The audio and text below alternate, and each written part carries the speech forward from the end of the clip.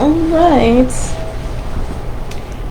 Previously, we discussed Numbers 1. Of this book, at least from what we can gather, is a lot about organization and getting the people together, gathering the people together, and making things orderly, right? Creating order within the community. So we're going to go ahead and continue that. They're about to move into the land of the Canaanites. We don't know exactly when they'll start to make this move, but they're making all of the preparations necessary and establishing further organization and order. So let's continue with more of that, among other things, and we will talk about some other things as well. Let's go ahead and start out with a quote so we can get a little bit of context.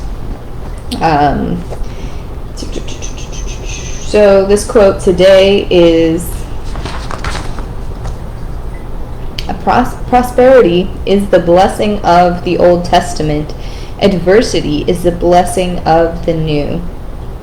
So we can say that this is true, right? I mean, there is a lot of adversity still in the Old Testament, but it still focuses on a very pronounced theme of prosperity, right? We're talking about large families most of the time that have amassed a lot of, wealth and respect and material goods, as well as inheritance for their children, and they've had lots of children as well. So prosperity doesn't always have to mean material belongings. It could also mean just the prosperity of wealth within their families, right? The growth of their families. What word am I looking for? Fertility, right? Lots and lots of children. So we're learning how this is a very common theme in the Old Testament, and we haven't reached the New Testament yet, but I'm sure we will hear more stories about adversity.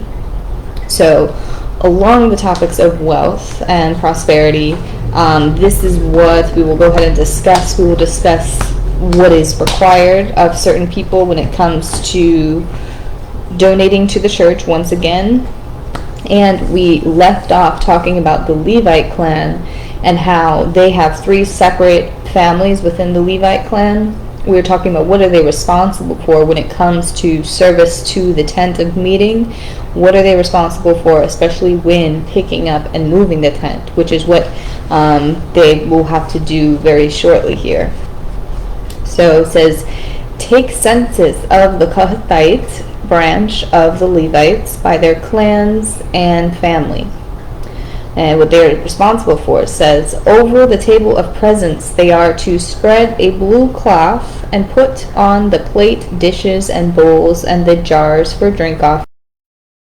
That is continually there is to remain on it. So verse is out, but the Kohathite people are in charge of internally inside the tent of meeting, all the dishes, that sort of thing. They are to carry them on their shoulders when moving the tent. That is their role. And then we go on to, the Lord said to Moses and Aaron, see that the Kohathite tribal clans are not destroyed, responsible for certain things. I wish I put what they were each responsible for, but at the end of the day, it is what it is. They all just have a separate task within the tent of meeting or outside the tent of meeting, carrying things, moving it. I think the Gershonites, now that I'm remembering, were to do the tabernacle itself. So they were supposed to carry the tabernacle on its poles. Remember how it was constructed on a table and then they had poles? I think that was their role. But you could always go look too if you are curious. But it says here, interesting, we're going to switch topics completely here, but it says, say to the Israelites, any man or woman who wrongs another in a way and so is unfaithful to the Lord is guilty and must confess the sin they have committed. They must make full restitution for the wrong they have done, add 1/5 of the value to it, and give it all to the person they have wronged. So here it talks about restitution and how they are giving to the people that they have wronged. They're not necessarily giving to the church or doing a sacrifice. They're establishing more modalities of justice to go ahead and just regulate and keep the people peaceful and calm, right? Another topic that is very sensitive, nonetheless, it is an important topic, is also the topic of infidelity. So this was required, I guess we'll just read required, but if there was some kind of suspicion of infidelity between a married couple, there was a way to deal with that within the church. So we're going to read here what it says. Priest, then he, which is the priest, shall take some holy water in a clay jar and put some dust from the tabernacle floor into the water. If she had made herself impure and has been unfaithful to her, the result. When she is made to drink the water, that brings a curse and causes bitter and suffering. It will enter her, her abdomen will swell, and her womb will miscarry, and she will become a curse.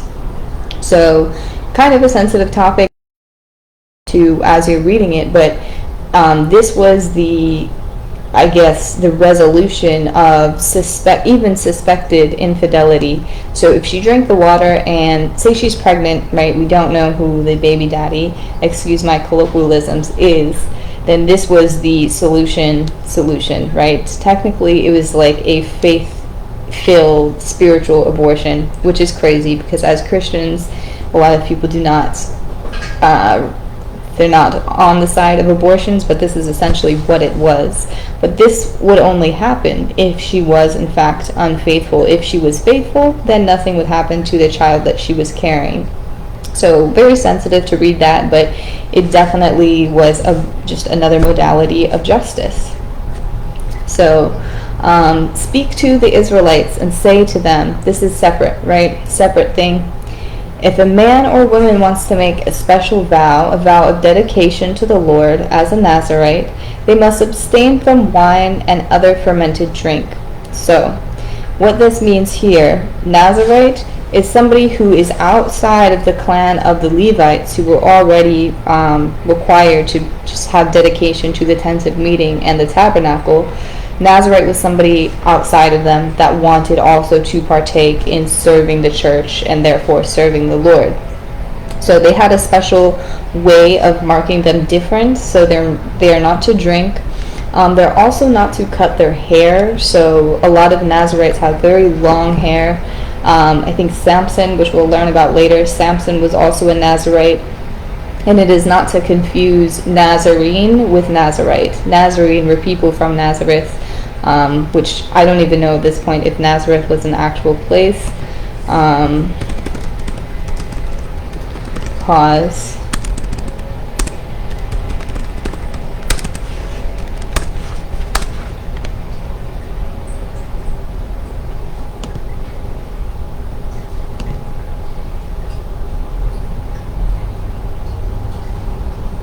(220 BC). Yeah, I actually don't know.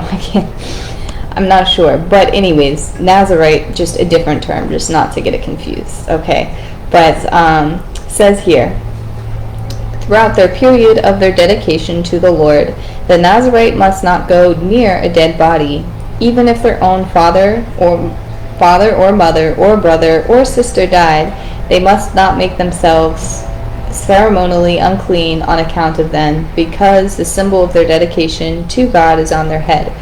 So now this is the law of the Nazirite. When the period of the dedication is over, they are to be brought to the entrance of meeting. He, the priest, is to present the basket of unleavened bread and is to sacrifice the ram as a fellowship offering to the Lord, together with its grain offering and drink offering. So they will put my name on the Israelites, and I will bless them. So again, more rules and regulations for this specific group of people. The Nazirites, they have a special induction ceremony and a series of steps that they must follow while they are dedicated to the Lord and serving the Lord. But they, of course, have an end period where this ceremony here will take place with the sacrifice with the priest.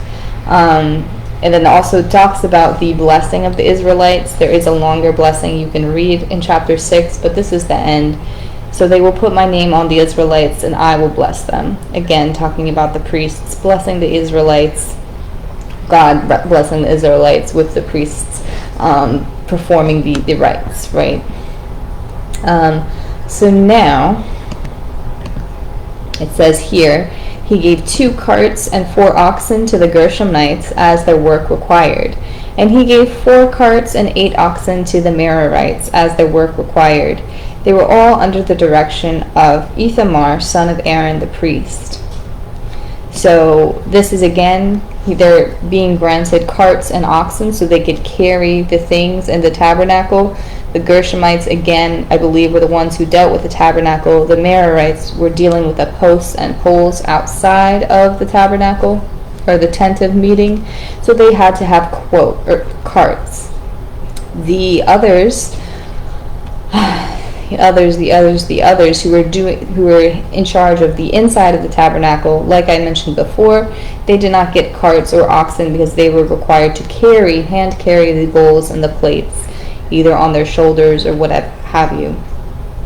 So now we're going to learn about the offerings that were going to be required from each of the 12 tribes of Israel. We're going to go through most of them. This is why it took me so long to kind of gather everything. We're just going to go over what each of them are required to bring as a dedication to the temple or the tents. I keep saying temple, but it is now a tent, previously a tent, and to the dedication to the altar. There will be some repetition, so let me just go ahead and get started so I can get to my shift on time. Okay. When the altar was anointed, the leaders brought their offerings for dedication and presented them before the altar. For the Lord had said to Moses, "Each day one leader is to bring his offering for dedication to the altar." So again, this was after the altar was officially set up and anointed properly. Then they went through this ceremony of bringing. Each day a different leader would bring certain things. Really, they all had to bring the same thing and the same number of things, but we do go through each one of them. So yes, let's get into our ceremony spirit. It says, the one who brought his offering first was Nahshon, son of Amminadab, of the tribe of Judah, and 2 oxen, 5 rams, 5 male goats, and 5 male lambs, a year old, to be sacrificed as a fellowship offering. This was the offering of Nahshon, son of Amminadab. On the 3rd day, skip day 2 because it's just not in the order, but excuse me. Double sneeze, excuse me. Alright.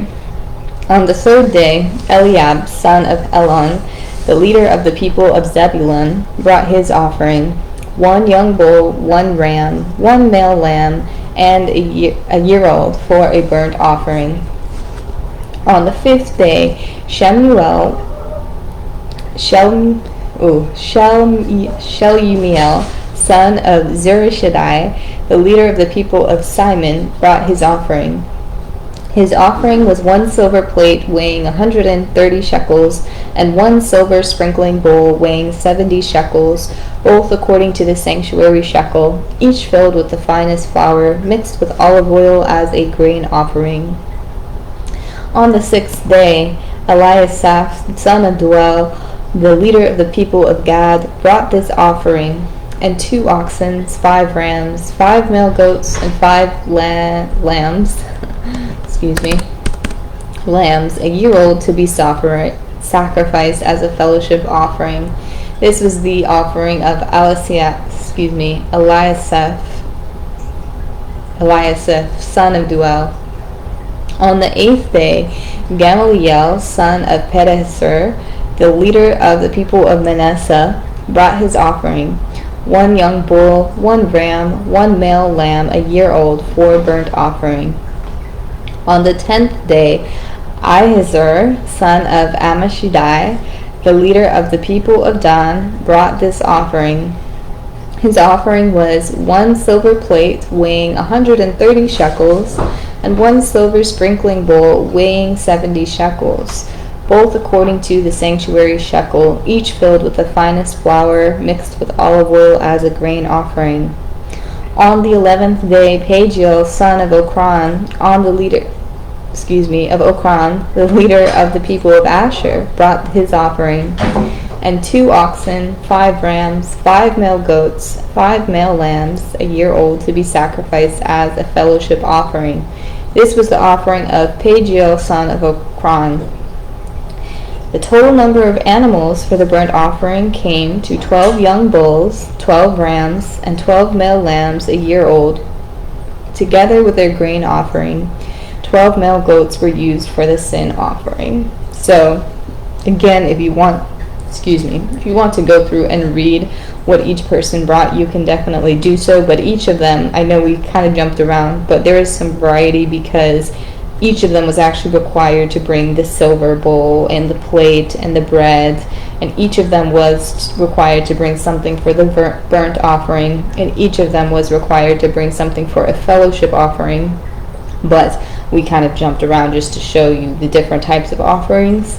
But yes, each of them was required of every category, and you can see the amount for each person was almost the same. If not, it was proportionate. But that is it. That is this. And we talk about, having riches and abundance in each of these tribes.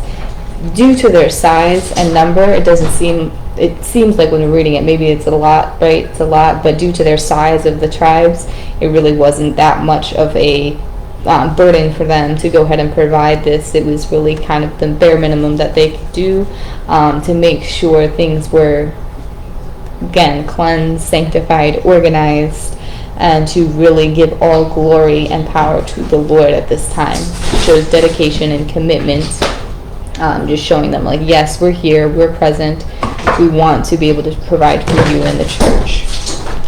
And Zoomies have begun. So let me go ahead and get off here. I hope you guys have a great, amazing week, and I hope to talk to you very soon.